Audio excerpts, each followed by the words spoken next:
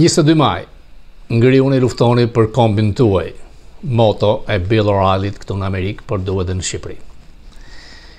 Presidenti Trump, edhe pse duket sikur nuk ka doktrinë, pra nuk kemi trumpizëm, sikur është thjesht impulsiv, në fakt ka. Duke parë turneun e tij të suksesshëm në vendet arabe, arrim në një konkluzion që Trump është Jacksonian në politikën e jashtme. Pra Jacksonian, jo më mirë me miqt, por jo më keq me armiqt. Ai duket se është merkantilist, tregtar. Pra qëllimi kryesor i politikës së tij jashtme është përfitimi miliona dollar. Nuk përmend drejtat e njerëzit, nuk përmend kushtet e autoritarëve, diktatorëve të Arabisë Saudite, por kjo nuk do të thotë se nuk mbështet demokracinë, të drejtën e njerëzit, të drejtat e njerëzve, por nuk i thotë, sepse kërkon që të angazhohet në tregti, në përfitime me miliona dollar, por u pa qartë që ka vënë në trys në Iranin, i ka dhënë një mësim Netanyahu dhe duket se do të bëjë një paqe në Ukrainë. Ajo që nuk më pëlqen dhe që nuk duhet ngjas, presidenti amerikan ka sulmuar neokonservatorë. Trump nuk është konservator. Trump është populist, por kontrollon Partinë Republikane. Kreu i neokonservatorëve mbahet presidenti Bush i ri. Dhe tha që Trump, ne nuk do të jemi më në kom ndërtues, ndërhyrës të traditat sociale të vendeve të ndryshme, ne do të shikojmë vetëm marrëdhënie tregtare, përfitime miliona, miliarda dollar. Ka një farë drejte, sepse në kohën e neokonservatorëve, ata kërkuan të ndryshonin hartën e zonës, duke ndërtuar governments, qeveri dhe duke rrëzuar qeveri tjera. Ndaj qasja e departamentit amerikan nuk ka si del nga kjo doktrinë e Trump. Edhe pse ai thotë që nuk varet nga projekti 2025 i Heritage Foundation, shumë njerëz që kanë përpiluar këtë projekt djathtë kanë marrë pozicione.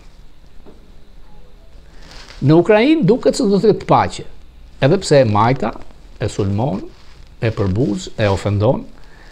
Ai me zgjuarsi ka propozuar dhe them se do të shkoj atje, se 2 orë biseda ka pasur marrëveshje të mëdha. Pazare, po të themi në gjuhën e huazuar nga turqishtë, nëse shqip, marrëveshje.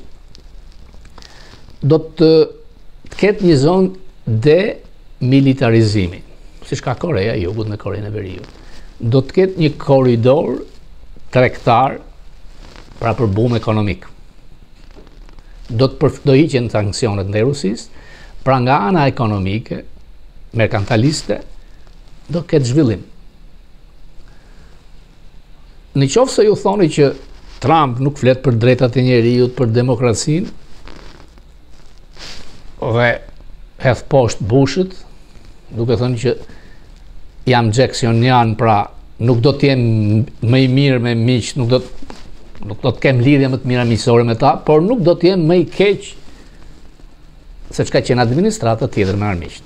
Rezultatin dhe ka kërkuar nga Komisioni Qendror i Zgjedhjeve të mos e certifikojë rezultatin e 11 majit, madje ka kërkuar edhe nga Departamenti Amerikan i Shtetit një hetim ndërkombëtar. Si i gjykoni ju kërkesat e Berishës?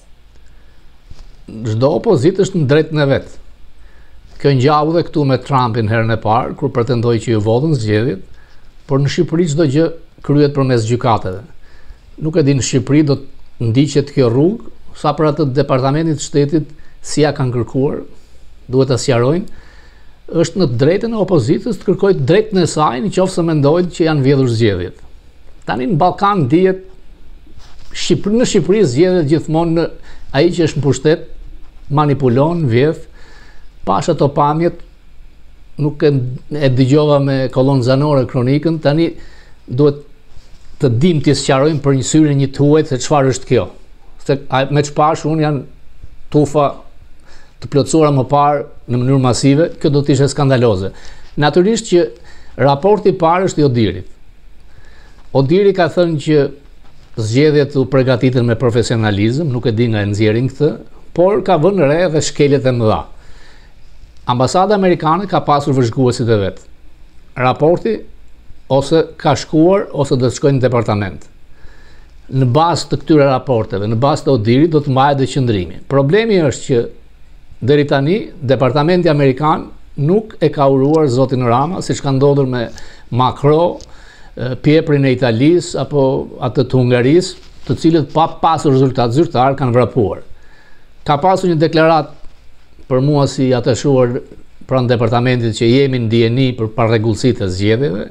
Shqiptarët duhet kishin votuar të pa intimiduar dhe në bazë të ligjeve. Kjo është deklarata zëdhënësit departamentit amerikan të shtetit. Kjo ishte on records, për ta dhënë, off records.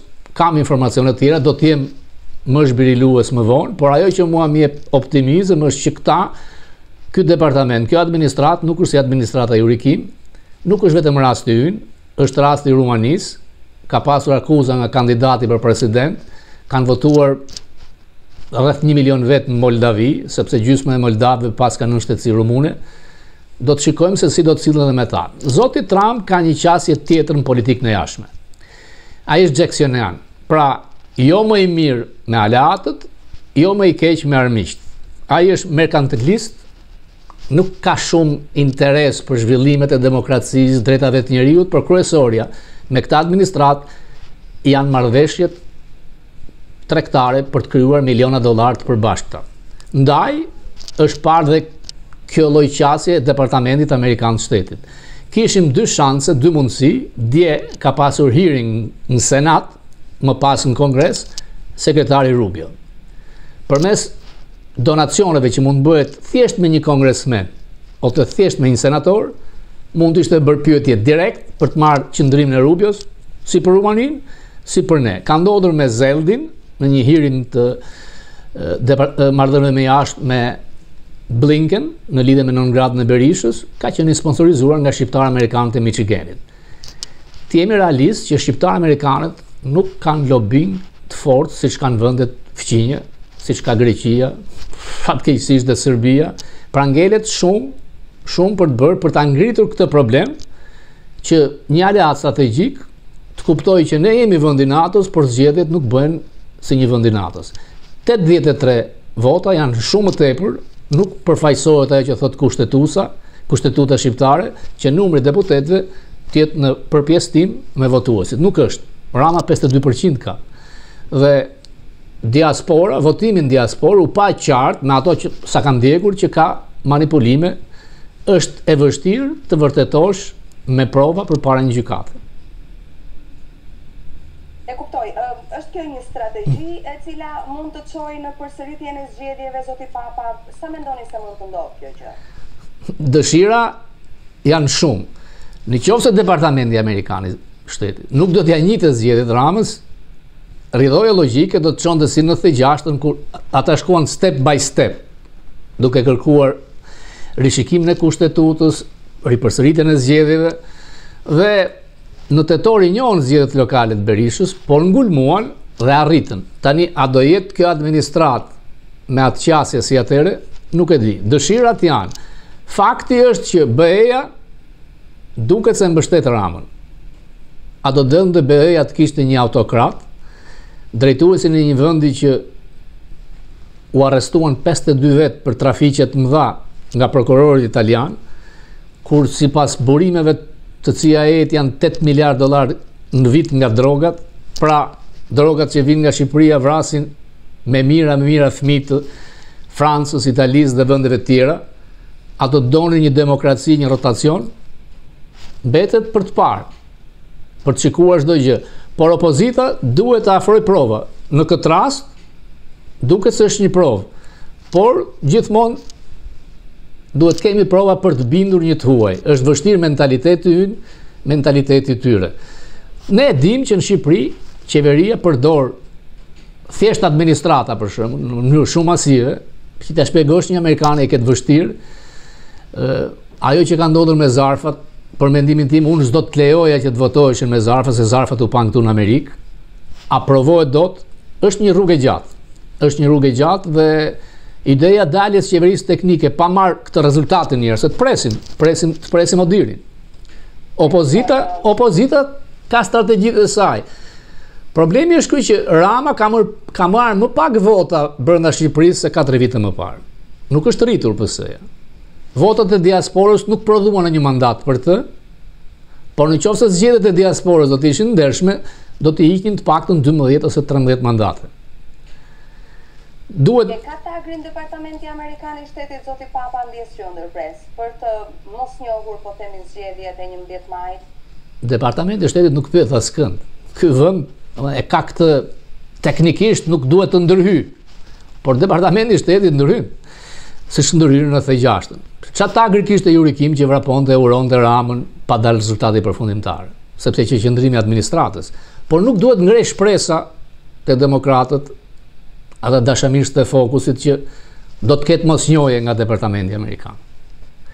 Departamenti Amerikan deri tani njeh pa rregullsitë dhe nuk e ka uruar Ramën për fitoren. Rama e ndjen këtë, sepse ai numër 83 me aritmetik nuk shkon. Por problemet janë që ne nuk jemi qendër rëndesës, qendër rëndësie, është Ukraina, është Gaza, janë tjetër probleme ndërkombëtare. Mund të bëj një paralele me 91-shin kur Partia e Punës, Partia e Ramës ndërhyri dhe fitoi siç fitoi. Ishte lufta e Irakut, ata nuk ndërhyn. Por menjëherë ka ndodhur një hearing në Senat, ka qenë Hajdari, Kadareja dhe Berisha. E kemi ne këtë forcë tani që të realizojmë një hearing në Kongres ose në Senat? Nuk bëhet thjesht me pagesa lobistësh. Dikur kemi pasur Joe DeGuardin, shumë veprimtar, shumë aktiv. Unë kam përfituar nga ai, mund të kem takuar mbi 20 herë Bidenin, nuk e kemi sot. Shqiptarët amerikanë nga Malizi dhe nga Kosova janë më të fortë aktualisht se ne, shqiptarët e Shqipërisë. Ngelet një detyrë të gjithë, nuk janë pak shqiptarë amerikanë që jetojnë këtu. Secili ka drejt të shkruajë senatorit vet. 100 votues të New Yorkut të dërgojnë një letër senatorit që kemi ne, ai nis një hearing, respektohet vota. Një nga pikat që mund të bëjmë. Janë kryer, por dhe këtu në diasporë duhet jemi një si një pjesë Shqipërie, edhe këtu është ndarje e madhe majtas dhe djathtas. Dhe ajo që e dëmtoi diasporën në votën e saj, nuk u lejuan njerëzit që nuk kanë dokumenta shqiptare. Sepse këtu të mjafton pasaporta amerikane dhe ID-ja, nuk ka nevojë për ID shqiptare. Pse nuk na lejuan ne që të futeshim te e-Albania dhe të përdonim certifikatën si çdo qytetar që duhet kishte drejt votonte. Kjo u mohua. Ndërkohë që patronazhistët kanë lista shumë përpikta, duke ditur kush janë të majtës dhe të djathtas, por që të shkosh në zonën si Greqi me 90%, një perëndimor nuk ta pranon kurrë. Ju kuptoj. Zoti Celibashi, kreu i KQZ-s, u pyet për akuzat e Partisë Demokratike për votën e diasporës. Ai tha se nuk mund të shprehet pa diskutuar me DHL-n, duke qenë se kontratën e kishte pikërisht me këtë kompani, ku ka operuar sa i takon zgjedhjeve. Si mendoni ju, ai po shmang përgjigjen apo realisht po konsultohet me kontratën për dhënë më pas një përgjigje më konkrete? Tani Celibashi ka qenë ministri i Ramës. Unë nuk pres ndonjë përgjigje pro të vërtetës për fakteve nga ai. Ai është mirënjohës për atë që e ka emëruar, por duhet di që mban përgjegjësi penale në qoftë se ka ndodhur kjo që thot opozita.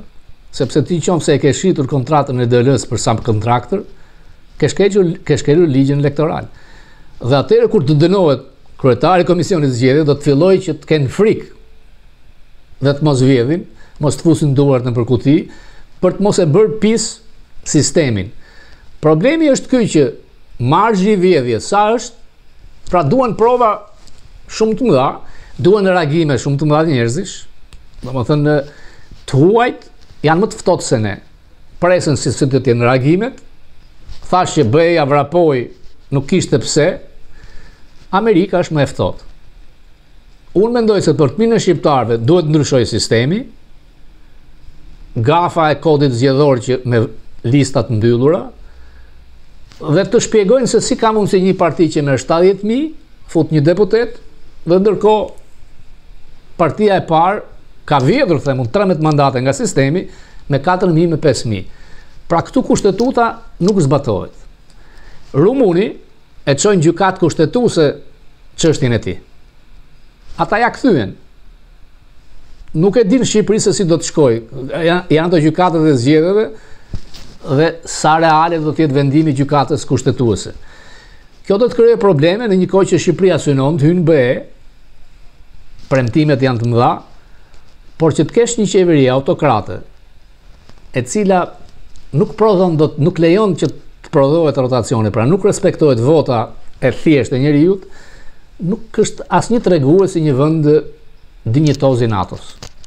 Mendimi. Ju kuptoj. Faleminderit zoti Papa që ishit me lajmet.